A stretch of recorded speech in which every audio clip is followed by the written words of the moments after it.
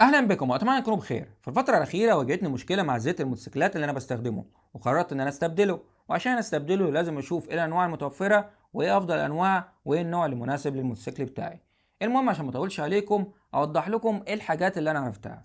اول حاجه انا كنت بستخدم الزيت ده من شركه شيل، ومعروف وناس كتير رشحته، وهو موديل اتش اكس 3 لان سعره كويس ومن شركه مشهوره، وكمان بياخد 1000 كيلو وبيطير. الزيت ده اسوأ زيت موتوسيكلات تقدر تستخدمه. ليه؟ اوضح لك. اول حاجه الزيت ده اصلا مش مخصص للموتوسيكلات، ده مخصص للمحركات القديمه، وهتجد مكتوب في الخلف. وكمان مخصص للمحركات الديزل والبنزين الاتنين. ادي اول مشكله. تاني مشكله انه احادي الدرجه، يعني اللزوجه ثابته، واللي هي 50. يعني الزيت ده ثقيل، يعني الموتوسيكل هو بارد بيكون الزيت متراكم اسفل الموتور. لما تيجي تشغله والزيت تقيل مش بيوصل لكل الأجزاء، بالتالي بيسبب تلف لأجزاء الموتور الداخلية. زيت الموتوسيكلات لازم تكون اللزوجة متعددة، زي ده 20 دبليو 50 10 دبليو 50. يعني هو وبارد خفيف بيكون 10، لما يسخن يوصل 50 عشان يحمي أجزاء الموتور. فهنا بيوصل لكل أجزاء الموتور هو وبارد، وبيوصل لكل أجزاء وأفضل أداء هو سخن. لازم يكون متعدد. هنا ده ثابت. ندخل في مشكلة تاني. الزيت ده معدني. يعني ايه معدني؟ المعدني يعني مش مضاف له اضافات تحافظ على الموتور وتحافظ على اداء الزيت، فالزيت ده بيفقد خواصه في وقت اقل او استخدام اقل. طبعا الناس هنا يقول لك مثلا يوصل معايا 1000. لا يا باشا، ده يوصل معاه 500 ويبقى عمل الواجب، لانه اصلا مش مخصص للموتوسيكلات. وكمان بيفقد خواصه مع اقل استخدام، يعني مع السخونه مع المسافات الطويله هتجده يفقد خواصه اللي هي بتساعد على الحفاظ على الموتور من التآكل. فطبعا دي حاجه سيئه. يبقى احنا كده وضحنا ان هو اول حاجه مش مخصص للموتوسيكلات. اما المخصص من الموتوسيكلات اللي هو من شركه شيل، هتجد بدل ما هنا اتش اكس 3 هتجده اي اكس 3 لونه احمر ومكتوب عليه 20 50. وفي نوع اعلى منه اللي هو اي اكس 7 وده هتجده لونه ازرق، والاتنين دول مخصصين للموتوسيكلات. اما النوع ده مش مخصص للموتوسيكلات، ده مخصص للمحركات القديمه الديزل والبنزين. فده هيكون مضر جدا للموتوسيكل. هيعمل لك ايه للموتوسيكل؟ هيبوظ الاجزاء الداخليه، صوته عالي، يسخن اكتر، كتمه في الصوت، الغيارات ثقيله، اداء اضعف. يعني مثلا انا اطلع المطلع بيطلع بالعافيه، انا بستخدمه ده فتره، والموتوسيكل انا خايف ان انا اعمل له عمر الموتور بسبب الزيت السائل ده. المهم ندخل في باقي الحاجات اللي مكتوبة على العلب. هتجد كل علبة مثلا هنا مكتوب عليها 4T 4T 4T. ده مش مكتوب عليه 4T لان ده مخصص للمحركات القديمة مش الموتوسيكلات. 4T هتجدها مكتوبة على الزيوت المخصصة للموتوسيكلات، يعني الزيت ده رباعي الاشواط، لازم زيت الموتوسيكل يكون رباعي الاشواط. ندخل في اللي وراها التقييمات اللي مكتوبة الاسفل. هنا ABI SF ABI SL ABI SN ABI SL CF. ايه ده اصلا؟ يعني اي بي اي ده تصنيف ايه او تقييم ايه؟ ده معهد البترول الامريكي، ده تصنيف امريكي. هنا الاي بي اي اس اف ده تصنيف يعني 1980. هنا اي بي اي اس ال ده 2001. اي بي اي اس ان ده 2010 وده احدث حاجه. اما هنا اي بي اي اس ال طبعا اللي هو وضحنا اللي هو 2001 دي محركات البنزين. هنا السي اف دي محركات الديزل 1994. فهو واخد التصنيف الامريكي هنا في محركات البنزين ومحركات الديزل. الديزل 1994 ومحركات البنزين اللي هي اس ال 2001. ده طبعا ده واخد تصنيف الامريكي 1980. ده اقدم حاجه، بس ده احسن من ده لان ده مخصص للموتوسيكلات. وكمان اهو هتجد في الخلف انه خصيصا لمحرك الدراجات الناريه رباعيه الاشواط، فده مخصص للموتوسيكلات. ده مش مخصص، بس ده لزوجة ثابتة وده لزوجة ثابتة، فبالتالي مش بيتكيف ومش بيوصل لكل أجزاء الموتور لما يكون بارد. يعني الاتنين دول سيئين، بس ده أسوأ من ده. فيعني ده بس ده برضو ما انصحش بيه، ده سيء جدا. انا انصح بالاتنين دول. ونوضح نشوف بقى في تقييم وراه. تقييم اللي اسمه جازو MA2. جازو MA2 هنا مفيش تقييم الجازو. ايه تقييم الجازو ده؟ ده المنظمة اليابانية. شوف بقى اللي هو اعلى تقييم. بص عشان بيلمع بزيادة، والله هي هيلمع هي نفس الآن. جازو MA2 ده يعني الأداء بتاعه عالي جدا. دي المنظمة اليابانية. لو وجدت على زيت مكتوب جازو MA2 يعني تصنيف أو جودة الزيت ده أو أداؤه عالية جدا، واخد التصنيف الياباني. الاتنين دول واخدين التصنيف الياباني. ده 20W50، ده 10W50.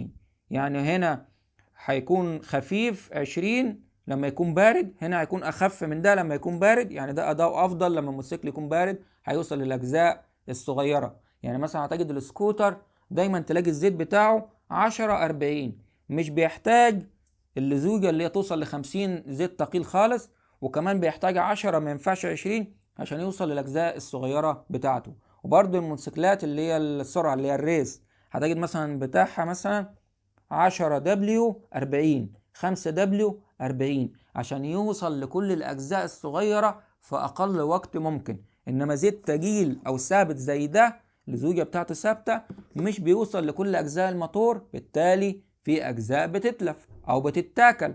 فطبعا الاتنين دول سيئين جدا. ندخل بقى في تقييم تاني اللي هو إيه؟ زيت معدني. الزيت ده معدني، الزيت ده معدني، ده وده مش معدني او معدني. بس يعني هوضح لك.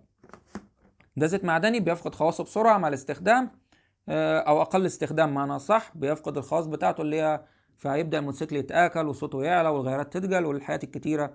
يلا ندخل في ده. ده في تقنيه متقدمه او شويه اضافات بتضاف للزيت بحيث ان هي تحسن من ادائه. هتجد مكتوب عليه اطاله عمر المحرك، تكنولوجيا متطوره، كريتش بروتكشن اللي هو يعني اللي هو الكلتش مبلل. الغيارات يعني بص هي الغيارات هيحافظ عليها معنى صح. يعني انا مش فاضي اشرح، وبرضه ما عنديش الخبره اللازمه او المعلومات الكافيه ان انا اشرح حاجات في المحركات. انا مش مهندس، دي معلومات عامه انا بوضحها ليكم. بس انا بعمل بحث بحيث ان انا اعرف ايه الافضل وايه اللي يضر وايه اللي يفيد وايه الحاجه اللي تناسبني وايه الاسعار وايه الحاجات المكتوبه عليها. فاحنا عرفنا اغلب الحاجات. ده الاخير ده زيت تخليقي، ده متضاف له شويه اضافات كتيره بتحافظ على الموتور بنسبة كبيرة، وكمان يعني بتحافظ على برودة الموتور. يعني ده بيسخن، ده بيسخن، ده هتجد أقل برودة للموتور. ده غير كمان إنه بياخد وقت أطول لأن خواصه مش بتبوظ بسرعة زي ده أو ده. يعني ده مكتوب مثلا إن هو ياخد معاك 4 شهور ويوصل معاك ل2000 و3000 كيلو بدون مشاكل. طبعا يعني عشان موتوسيكلاتنا تعبانة وقديمة نزلوا على 1500، انما دول على 700، فبرضه ايه يعني اخد معاك الضعف. فهي يعني مثلا تجد الزيت ده مثلا كنت بغيره ب 170 مثلا، الزيت ده في اسوان بتغييره ب 150، انما سعره مثلا هو لوحده 130. هتجد ده افضلهم طبعا. لاحظ معايا افضل من الاتنين دول وسعر مناسب. ده سعره 160 وهنا متعدد يعني اللزوجة متعددة، واخد كمان التقييم الايه الياباني. ده مش واخدين، ده واخدين تقييمات امريكية، وده واخد تقييم الامريكي حتى اقدم واحد SF يعني 1980 او 1988 اقدم تقييم. ده طبعا يلا ربنا يسامحه. بصراحة يعني ربنا يسامح كل واحد يدي الزيت ده لموتوسيكلات. الزيت ده اصلا يعني على باب الله. يلا بس يعني الاتنين دول يعتبروا ايه شبه بعض، بس تقييم ده احسن من تقييم ده. بس ده اصلا مش مخصص الموتوسيكلات والاتنين احادي، فالاتنين سيئين يعني ما تفرحش. ده اول حاجة تقدر تستخدمها. ده 160 جنيه. ده واخد التقييم اللي هو API الامريكي SL ده 2001، واخد التقييم المنظمة اليابانية، وكمان مكتوب عليه اللي هو إطالة عمر المحرك، تكنولوجيا متطورة، كليتش بروتكشن، حماية الكليتش. فده أداؤه محترم جدا. ده أفضلهم طبعا. ده تخليقي، زيت تخليقي. تقدر تبحث عن النت وتشوف كل التفاصيل الخاصة بالزيت التخليقي. هنا 10 يعني هو بارد بيكون خفيف 10، ولما بيسخن بيوصل ل50 عشان الحماية الكاملة. على حد علمي ال50 بيكون أفضل في درجات الحرارة عالية زي أسوان، إنما مثلا باقي المحافظات 40 يكون حلو. يعني 40 هتلاقي صوته اهدى بس حماية اقل. لاحظ، 40 صوته اهدى بس حماية اقل. 50 صوته اعلى بس حماية اكتر، لان اللزوجة بتاعته تقيلة، يعني قوية حلوة. يعني حلوة درجات الحرارة عالية. أسوان، فأنت أسوان أصلا مناسب معاك 20 50 10 50. ما تجيبش 40. تجيبش 40. ممكن تجيب 40 لو موتوسيكلك جديد، بحيث الأجزاء الداخلية يوصل لكله، يعني يبقى كويس. بس هو أصلا مع درجات الحرارة عالية على حد علمي 50 أفضل حاجة. فأنت ما تجيبش 50، ما تجيبش أقل من 50. طبعا السكوتر هتجده 10 40 برضو على حد علمي. السكوتر 10 40. نرجعهم في السريع بحيث تبقى يعني اخدت الخلاصه. الزيت ده سيء لانه ثقيل، مش مخصص موتوسيكلات، مخصص للمواتير والمحركات القديمه، الديزل والبنزين، وحاد الدرجه يعني مش متعدد. تاني حاجه معدني، يعني بيفقد خواصه بسرعه. الزيت ده برضو احاد الدرجه، يعني ده يعني ده زي ده في الدرجه. الاتنين احادي، يعني مش متعدد زي ده اللي هو يتكيف لو الموتوسيكل بارد يوصل لكله الأجزاء وهكذا. لا، ده الزوجة ثابتة، بارد سخن 50. بس ده مخصص للموتوسيكلات. ده سعره أنا كنت بحطه 170 بالتركيب، مش عارف يعني السعر ده كويس ولا لا، بس هو أصلا مش مخصص للموتوسيكلات ولا حد علم. أعتقد السعر غالي كمان، فيعني أنا ربنا يسامحه يعني كنت بغيره على طول. ماشي، ندخل على اللي وراه. الزيت ده هحتاجه هنا مثلا بحوالي 130 135 بتركيبه 150، بس هو العلبة نفسها أنا بجيبها ب 130. ده اللي هو أنصحكم بيه. يعني اتنين دول بص، أفضل اتنين بالنسبة لي. تقدر تشتري أنواع تانية، يعني أنا مش بقول لك مثلا تشتري توتال، لا، اشتري شيل، اشتري اللي أنت عايزه، بس شوف ركز في التقييمات. زي ما وضحنا إن هنا API SL API SN. SL يعني 2001، واخد تقييم المنظمة اليابانية، يعني واخد المعهد الأمريكي والمنظمة اليابانية. فمعنى كده إن أدائهم ممتاز جدا. ده ب 160 وده بحوالي 300 320، يعني ضعف بعض. بس اصلا برضو بياخدوا ضعف عدد الكيلوهات. يعني انت لو ده هتنزله على 700، ده نزله على 1400 او 1500، يعني الضعف. ده هتنزله على 800، ده نزله على 1500، وهكذا. فانت هي يعني جيت تحسبها، ده 160 320، يعني الضعف بالظبط. فشوف المناسب ليك ومناسب لاحتياجك. انا بالنسبه لي ممكن بستخدم ده في الشتاء وبستخدم ده في الصيف. ليه بستخدم ده في الصيف؟ الحرارة عالية وانا محتاج ترطيب افضل واداء افضل الموتور مع حرارة اسوان زي ما انتم عارفين، يعني احنا قاعدين في جهنم، فده هيحافظ على الموتور في الصيف بشكل افضل.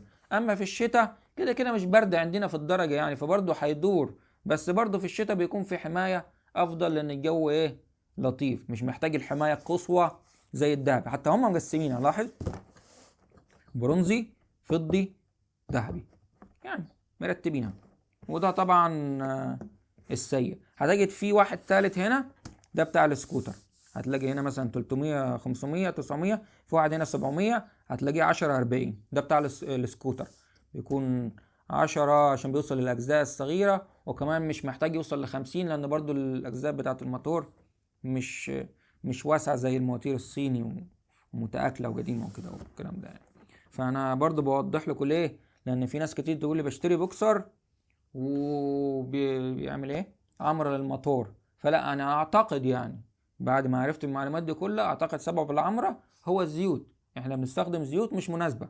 يعني الزيت ده التقييم الامريكي او التصنيف الامريكي 1980 او 88، بس هو مخصص للموتوسيكلات، بس اسوأ نوع الموتوسيكلات. يعني انا سألت الراجل تجيب لي النوع ده، قال لي لا يا عم، اللي هنا شغالين في ده احنا ما حد لو جبت دول مش هيشتغلوا فيه. وده اشهر نوع في اسوان وحط ده ومشهور، واصلا مش مخصص للموتوسيكلات. يعني ده مش مخصص للموتوسيكلات. وبعدين انا مش محتاج ان انا اقول مش مخصص للموتوسيكلات، لان في نوع منه مخصص للموتوسيكلات اللي هو AX3 و AX7. يعني انا مش محتاجه يعني يكدبني او ما يكدبنيش او يقول لي ينفع. هو ينفع، مش هقول لا، بس ده يعني اللي هو عارف اللي هو اي حاجه ماشي كله ماشي، ده كله ماشي. بس سيء جدا، سيء جدا. كفايه ان هو مش متعدد، لازم يكون متعدد عشان يوصل لاجزاء الموتور ويحافظ عليه. ده غير انه بيسخن. سبحان الله. ده غير انه كمان ما فيهوش التصنيف الياباني. دول فيهم التصنيف الياباني، تحافظ على الموتور، تحافظ على اجزاء الموتور والاداء العالي، ويعني يلا. المهم ده يعني فيديو سريع كده، ده ب150 170، ده 130 160 300 320. ولو حد طبعا عنده سؤال بخصوص اي حاجة او مش عارف يوصل للمنتجات دي او مش عارف يشتريها، يكتب لي في التعليقات واوضح له ازاي يشتريها. ما عرفش يشتريها اشتريها له انا يا سيدي واساعده، مفيش اي مشاكل. المهم يعني تحافظ على موتورك، لان بصراحة واحد ما فيهوش في حلف عمرو. انا بستعمل ده بقالي فترة، والموتور حاليا صوته عالي واداؤه ضعيف، رغم في الاول كان ممتاز يعني.